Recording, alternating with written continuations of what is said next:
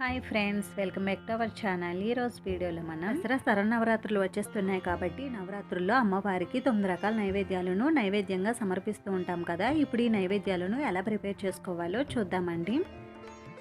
ముందు రోజు అమ్మవారికి కట్టె పొంగలిని నైవేద్యంగా సమర్పిస్తారండి. ఇప్పుడు కట్టె పొంగల్ని ఎలా ప్రిపేర్ చేసుకోవాలో చూద్దామండి. ముందుగా ఈ కట్టె పొంగల్ని ప్రిపేర్ చేసుకోవడం కోసం ఒక మిక్సింగ్ బౌల్ తీసుకుని ఇందులోకి 1 కప్పు వరకు బియ్యాన్ని వేసుకోవాలి. ఇప్పుడు ఈ బియ్యంలోకి 1/2 కప్పు వరకు పెసరపప్పుని వేసుకుని ఇప్పుడు ఇందులోకి కొద్దిగా వాటర్ని వేసుకుని వీటిని 1/2 అవర్ పాటు నానబెట్టుకోవాలి. 1/2 అవర్ తర్వాత బియ్యం పప్పు అనేవి బాగా నానే కదా. ఇప్పుడు వీటిని 2-3 సార్లు వాష్ చేసుకోవాలి. ఇలా వాష్ చేసుకున్న తర్వాత వీటిని పక్కన పెట్టుకోవాలి.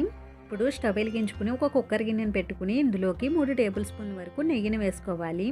నెయ్యి కొద్దిగా వేడైన తర్వాత ఇందులోకి ఒక సన్నగా కట్ చేసుకున్న పచ్చిమిర్చి ముక్కల్ని వేసుకుని 1 నిమిషం పాటు వేయించుకోవాలి. ఇప్పుడు ఇందులోకి 2 టేబుల్ స్పూన్ల వరకు జీడిపప్పు పలుకులను వేసుకుని లైట్ గోల్డెన్ కలర్లోకి వచ్చే వరకు ఫ్రై చేసుకోవాలి. జీడిపప్పు పలుకులు అనేవి ఇలా లైట్ గోల్డెన్ కలర్లోకి వచ్చి ఫ్రై అయిన తర్వాత ఇందులోకి 1 టేబుల్ స్పూన్ వరకు సన్నగా కట్ చేసుకున్న అల్లం ముక్కల్ని, కొద్దిగా కరివేపాకుని, 2-3 ఎండుమిర్చి ముక్కల్ని, 1 టేబుల్ స్పూన్ వరకు జీలకర్రని వేసుకుని 2 నిమిషాల పాటు ఫ్రై చేసుకోవాలి. ఇప్పుడు ఇందులోకి 1 టేబుల్ స్పూన్ వరకు మిరియాలను వేసుకుని 1 నిమిషం పాటు వేయించుకోవాలి. చాలా మందికి మిరియాలు నోటికి తగలడం ఇష్టం ఉండదు కాబట్టి అటువంటి వాళ్ళు మిరియాలని ఈ విధంగా వేసేసుకోవచ్చు. నోటికి తగిలినా పర్వాలేదు అనుకునే వాళ్ళు మిరియాలని ఈ విధంగా దంచుకుని వేసుకోవచ్చు. ఇప్పుడు ఇందులోకి మనం ముందుగా నానబెట్టుకున్న పప్పు బియ్యాన్ని వేసుకుని 5-6 నిమిషాలు వేయించుకోవాలి. ఇలా చేయడం వల్ల పప్పు బియ్యానికి మసాలాలు అనేవి బాగా పట్టి టేస్ట్ అనేది బాగుంటుంది. 5 నిమిషాల తర్వాత ఇందులోకి మనం ఏ కప్పుతో అయితే బియ్యాన్ని పప్పుని తీసుకున్నామో అదే కప్పుతో 6 కప్పుల వరకు వాటర్ని వేసుకోవాలి. మనం బియ్యం పప్పుని 1.5 కప్పు వరకు తీసుకున్నాం కాబట్టి ఇందులోకి 4 వంతుల వరకు వాటర్ని వేసుకోవాలండి.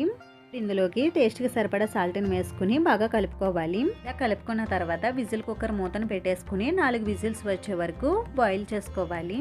కుక్కర్ అనేది 4 విజిల్స్ వచ్చిన తర్వాత ఇప్పుడు స్టవ్ ఆఫ్ చేసేసుకుని ఇప్పుడు ఈ కుక్కర్కి ఉండే ప్రెషర్ అంతా పోయేంత వరకు ఉంచుకుని ఆ తర్వాత మూత తీసుకుని ఒకసారి బాగా కలుపుకుని ఏదైనా ప్రసాదం బౌల్లోకి తీసుకుని సర్వ్ చేసుకుంటే కట్టె పొంగలి అనేది రెడీ అయిపోతుందండి. నేనండి చూసారు కదా, మొదటి రోజు అమ్మవారికి కట్టె పొంగలిని ఏ విధంగా ప్రిపేర్ చేసుకుని నైవేద్యంగా సమర్పించుకోవాలో మీరు కూడా తప్పకుండా ఈ దసరా శరన్నవరాత్రుల్లో ట్రై చేసి చూడండి.